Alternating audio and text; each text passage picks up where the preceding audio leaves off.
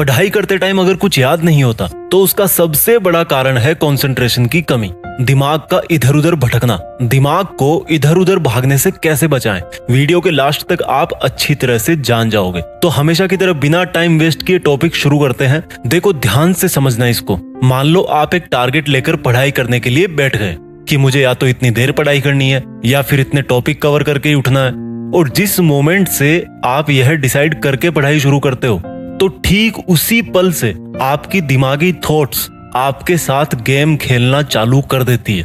और इस भटकते हुए दिमाग की सबसे बुरी बात यह है कि आपको पता भी नहीं चलता कि आप सामने रखी किताब से बाहर निकल के कब किसी और दुनिया में पहुंच गए और किताब के उसी एक पेज में, उसी एक लाइन और यहाँ तक कि उसी एक शब्द में कितने लंबे टाइम से अटके हुए हो। आप अपने थॉट्स में इतने घुल जाते हो कि आपको टाइम का भी पता नहीं पड़ता। 10-10 घंटे, 15-15 घंटे पढ़ने के बाद भी आपका रिजल्ट कमजोर आता है। तो ये बात हो गई प्रॉब्लम की।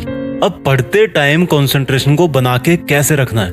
देखो, आपको करना यह है कि जिस मोमेंट में आपको ये पता पड़ जाए कि यार मेरा ध्यान किताब में नहीं बल्कि किसी और जगह पे है, तो उसी वक्त आपको एक काम करना है।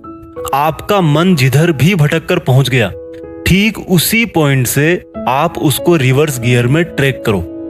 यानी कि आपने किताब से ध्यान हटा करके उस पॉइंट तक पहुंचने के बीच में जो कुछ भी सोचा उसको एक मूवी समझकर उल्टा प्ले करो। समझ में नहीं आया? एग्जाम्पल देके समझाता हूं।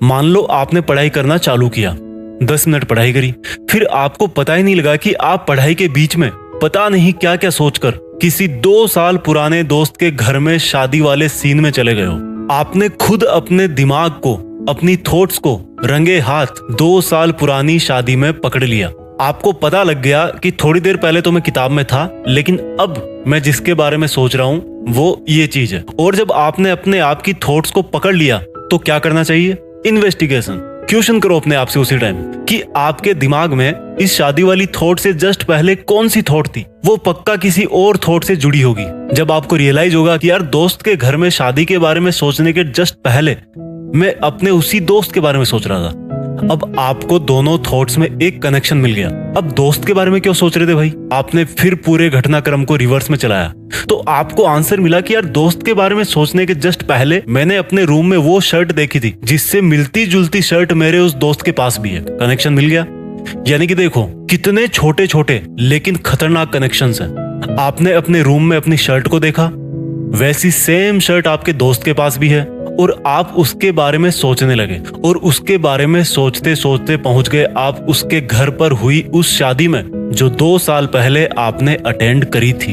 ये मैंने आपको एक बहुत छोटा सा कनेक्शन बताया, नहीं तो थॉट्स के बहुत कॉम्प्लिकेटेड कनेक्शंस बन जाते हैं। ठीक है, तो रिवर्स ट्रैकिंग से आपको प्रॉब्लम की जड़ पकड़ में आ गई कि जो गलती आपने अभी अपनी शर्ट को अपने सामने टांग करके करी है उसको अगली बार ना करो। वो शर्ट आपके लिए एक डिस्ट्रैक्शन है, उसको पढ़ते टाइम अपने सामने मत रखो। इस तरह से जब भी आप अपने दिमाग को भटकते हुए पकड़ो तो उसको रिवर्स में ट्रैक करो और अपने आप से क्वेश्चन करो कि उसका रूट पॉइंट क्या था, कहां से शुरू हुआ। आपको उस रूट पॉइंट को मैनेज करना है जहां से आपके डिस्टर्बेंसेस चालू होते हैं और एक थॉट से दूसरी थॉट में कनेक्शन बनता जाता है। हो सकता है आपके थॉट्स मोबाइल के नोटिफिकेशन से चालू हो गए हो, कोई गाना सुन करके हो गए हो, किताब पे चढ़े हुए अखबार के कवर पर कुछ लिखा होगा, कोई आर्टिकल छपा होगा, हो सकता है आप खिड़की के पास बैठ के पढ़ रहे हो, उसके बाहर कुछ देखा होगा।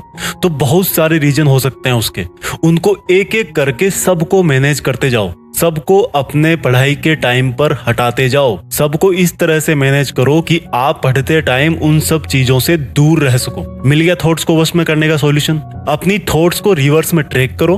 और हाँ, ये ट्रैकिंग एकदम से नहीं होगा, इसकी प्रैक्टिस करो और फिर पढ़ाई करो। देश में अपना नहीं बल्कि दुनिया में देश का नाम करो। जय हिंद, वंदे मातरम।